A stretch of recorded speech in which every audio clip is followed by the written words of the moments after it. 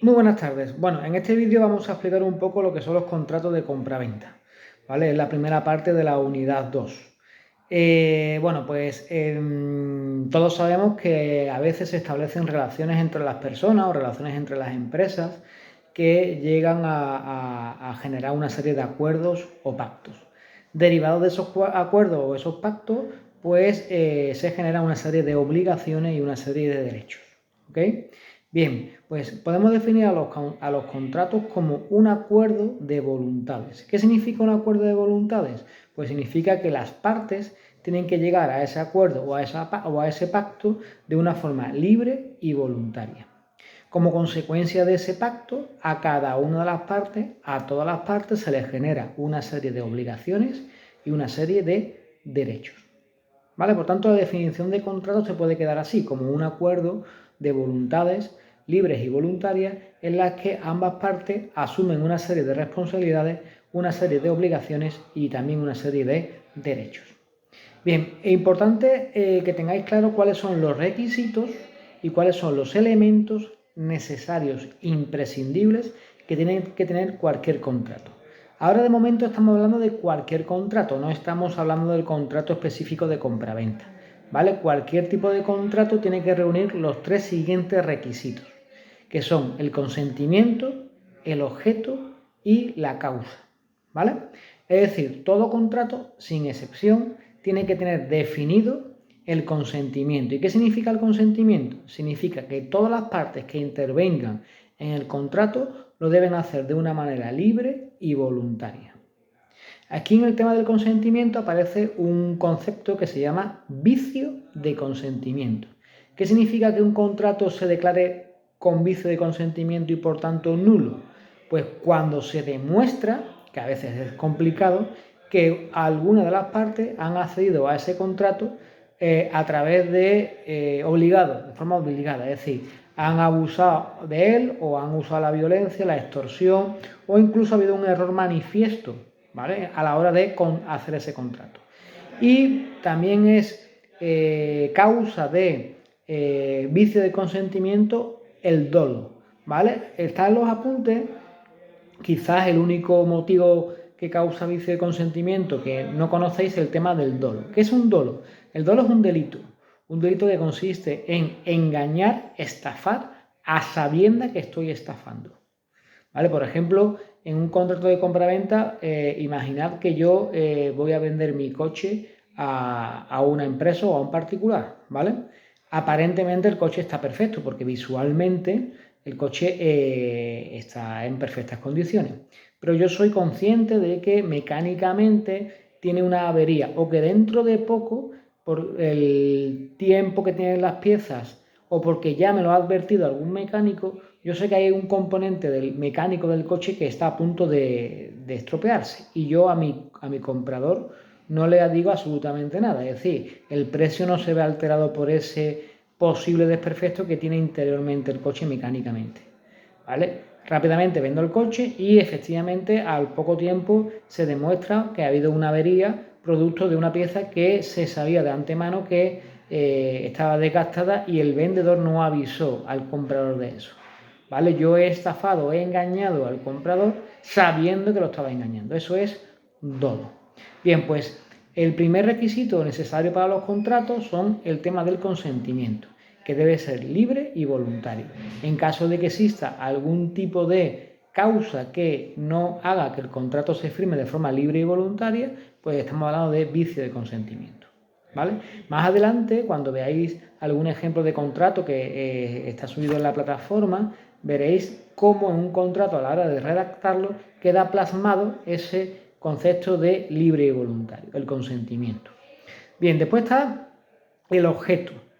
Cuando tratamos de un contrato de compra-venta, el objeto es la cosa, el producto, el servicio o el bien que es producto de la comercialización, es decir, el producto que se compra o que se vende. ¿Cómo tiene que ser ese objeto? Pues ese objeto tiene que tener unos requisitos, debe ser un objeto real, yo no puedo vender algo que no exista, tiene que ser legal, ¿vale? Tiene que ser un producto que sea de curso legal, en este caso en España, y tiene que ser inconfundible. Cuando hablamos de inconfundible, es aquellos productos que se fabrican, por ejemplo, en series. Un móvil, un coche, un ordenador, ¿vale? Yo tengo que especificar que el que estoy vendiendo es este artículo en concreto. ¿Cómo lo distingo de otro que es similar o que es idéntico? Pues a través de algún tipo de numeración. Por eso, por ejemplo, los coches se identifican con el número de bastidor, ¿vale? Por tanto, tengo que saber específicamente cuál es el producto que se está comercializando. Tiene que ser inconfundible. Y también en los contratos de compraventa en los contratos en general y en el compraventa también, tiene que venir la causa del contrato. ¿Cuál es la razón, el motivo que lleva a ambas partes a llegar a ese acuerdo o a ese pacto? ¿Vale? Imaginarse que yo voy a comprar una vivienda, pues en el contrato de compraventa de la vivienda pondrá contrato de compraventa de la primera vivienda. ¿Qué significa eso? Que la vivienda que estoy adquiriendo es para vivir en ella. Si no aparece lo de primera vivienda, significará que es una vivienda de segunda, tercera residencia. ¿Ok? Por ejemplo, cuando quiero comprar un vehículo, ¿vale? Pues compra-venta de un vehículo para uso particular. Quiere decir que ese vehículo lo compro, no lo está comprando una empresa, sino lo está comprando un particular para uso particular. Ese mismo vehículo lo puede estar comprando otra persona para servicio público, porque lo va a destinar a taxi o a VTC, ¿vale? Alguna licencia de servicio público. ¿De acuerdo? Por tanto, en los contratos también hay que especificar la causa. Todo contrato tiene que reunir estos tres requisitos: consentimiento, objeto y causa. Después está el tema de los elementos del contrato. Y los elementos del contrato también se distinguen en tres elementos, que son los elementos personales, las personas que intervienen en el contrato, ¿vale? Y aquí os he lanzado una pregunta en el foro, que es que me distingáis entre lo que significa tener personalidad física y tener personalidad jurídica, ¿vale? A ver si sabéis cuál es la diferencia. Y los elementos personales, como digo, son las personas que intervienen en el contrato, ¿vale? Ya hablaremos de lo que es una persona física y una persona jurídica. Los elementos reales del contrato, que son en este caso el objeto, lo que se compra y lo que se vende, y el precio, ¿vale? En un contrato tiene que especificarse el precio, y el precio se tiene que especificar en euros o bien en una moneda de curso legal que ambas partes acepten, ¿vale? En España se puede establecer un contrato en una moneda distinta al euro, pero tiene que ser aceptada por ambas partes. Y por último, en algunos contratos existen unos elementos formales. Hoy en día, la mayoría de los contratos tienen que ser por escrito. Realmente todavía existe la posibilidad de hacer contratos orales. Ahora mismo se hacen por escrito seguramente porque la confianza que entre las partes ahora es menor que hace 40 o 50 años. ¿Vale? Se dice que anteriormente con un apretón de manos, ¿vale? Pues se acordaban las cosas y ambas partes las cumplían. Bueno, hoy en día es mucho más complicado que eso se lleve así, por tanto, de forma natural, la mayoría de los contratos se hacen de forma escrita. Hay contratos que obligatoriamente tienen que ser por escrito. Por ejemplo, los contratos laborales. Un contrato laboral siempre, por ley, tiene que ser por escrito.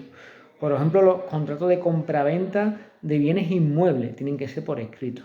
Aparte hay otros elementos formales o otras obligaciones formales. Por ejemplo, es que hay contratos que tienen que ser registrados. Por ejemplo, si yo compro un bien inmueble, ese bien inmueble tiene que ser registrado en el registro. Ese contrato tiene que estar registrado en el registro de la propiedad, ¿vale? Tengo la obligación de registrar el contrato.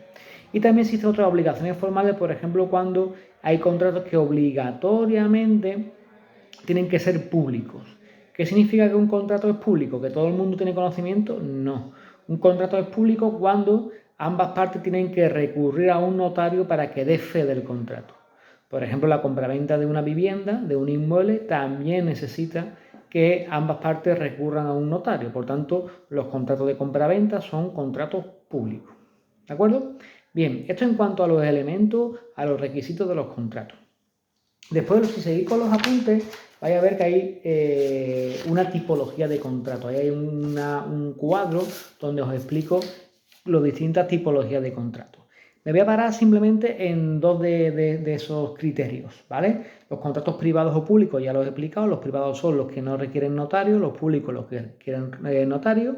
Después están los contratos según las obligaciones, que son contratos unilaterales o contratos bilaterales y multilaterales, ¿vale? La mayoría de los contratos son bilaterales o multilaterales porque todas las partes tienen algún tipo de obligación.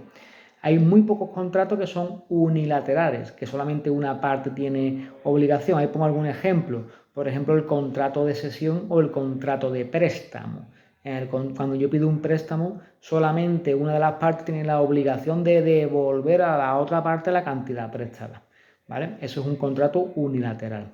Están los contratos onerosos y los contratos gratuitos, ¿vale? ¿Qué diferencia hay entre un contrato oneroso y un contrato gratuito? Bueno, los contratos gratuitos es cuando no ocurre que ambas partes saquen un rendimiento económico, ¿vale? Mientras que los contratos onerosos, ambas partes, gracias a ese contrato, esperan sacar un rendimiento económico. Por ejemplo, un particular contrata internet en su vivienda para uso particular o familiar.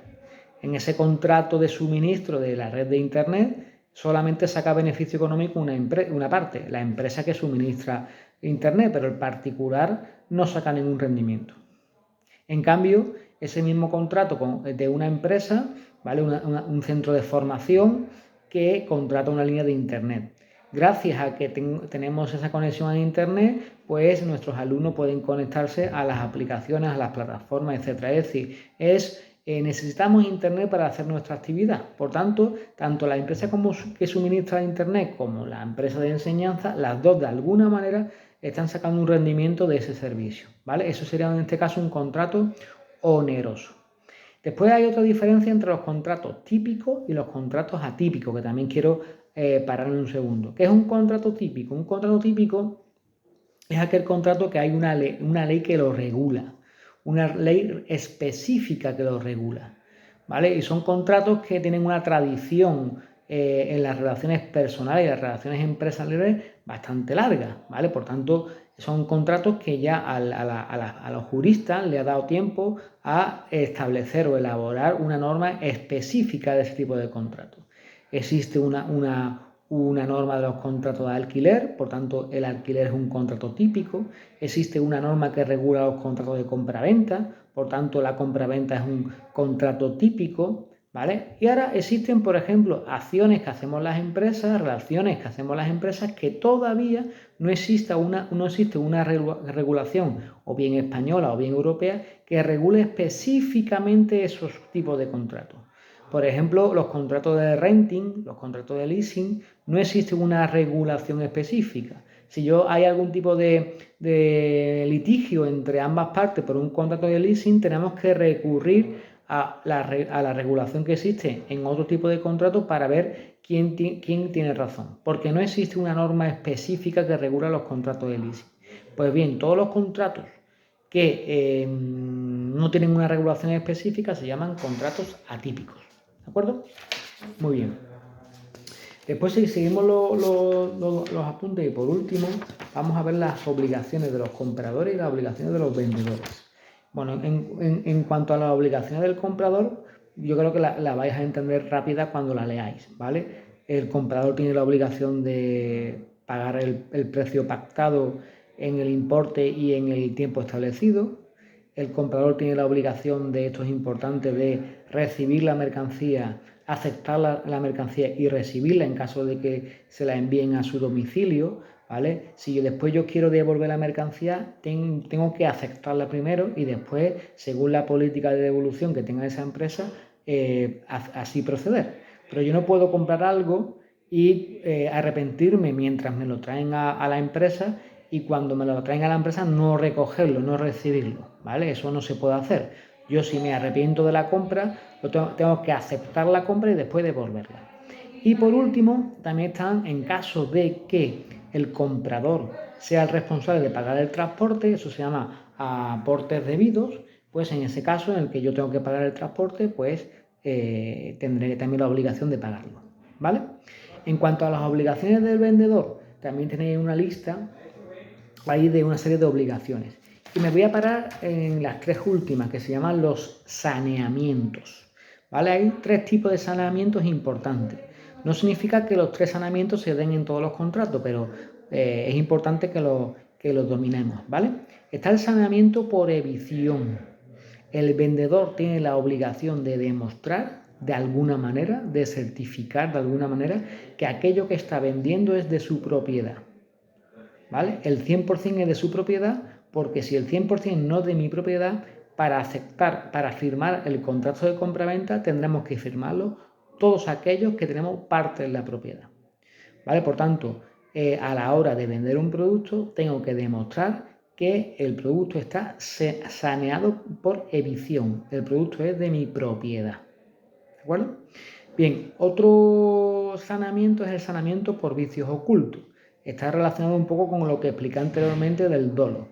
Yo tengo que certificar, garantizar, sobre todo en productos tecnológicos, en productos mecánicos, que el producto está en perfecto estado tanto por fuera como en su funcionamiento interno, ¿vale? Porque si no lo certifico y sé conscientemente de que ese producto tiene algún tipo de error interno, estoy cometiendo dolo, ¿vale? Los vicios ocultos son errores desperfectos que visualmente no son percibidos, ¿vale? Que están en el interior de los productos. Bueno, pues el vendedor tiene que certificar que el producto que estoy vendiendo no tiene ningún vicio oculto. Y por último, también se da en algunas compraventas, por ejemplo, compraventa de inmuebles, compraventa de vehículos, que el producto que estoy vendiendo está saneado de tasas o gravámenes, ¿vale? Es decir, que no hay ninguna deuda pendiente por saldar relacionada con ese producto. Por ejemplo, si hablamos de la venta de un elemento de transporte, de un coche o de una moto, por ejemplo, que no haya ninguna multa vinculada a esa moto, por ejemplo, que el impuesto de circulación del año esté ya abonado, ¿vale? Si hablamos de una vivienda, pues porque no haya que el propietario no haya ninguna tasa, ninguna cuota de la comunidad por pagar, que la hipoteca, en este caso, esté abonada al 100%, que no haya ninguna deuda de la tasa de basura o la tasa de agua del ayuntamiento, ¿vale? Es decir, el vendedor garantiza que el producto está saneado de tasas y de gravámenes. Por tanto, en conclusión, aparte de las obligaciones típicas del vendedor de entregar la mercancía, custodiarla en perfecto estado hasta que la entrega, ¿vale? Existen tres tipos de saneamiento. Saneamiento por evicción, saneamiento por gravámenes y tasas y saneamiento de vicios ocultos. ¿De acuerdo? Bueno, con esta pequeña explicación más o menos vemos la teoría de los contratos de compraventa. Falta por que veáis un poco el tema de las cláusulas y os voy a subir en plataforma también un ejemplo de un contrato de compraventa para que veáis las partes del contrato y un poco la redacción de un contrato, ¿vale? Para que el vídeo no sea muy largo, pues lo volveré a explicar un poco el tema de las cláusulas y de la redacción de un contrato en un vídeo posterior. ¿De acuerdo? Venga, un saludo, hasta luego.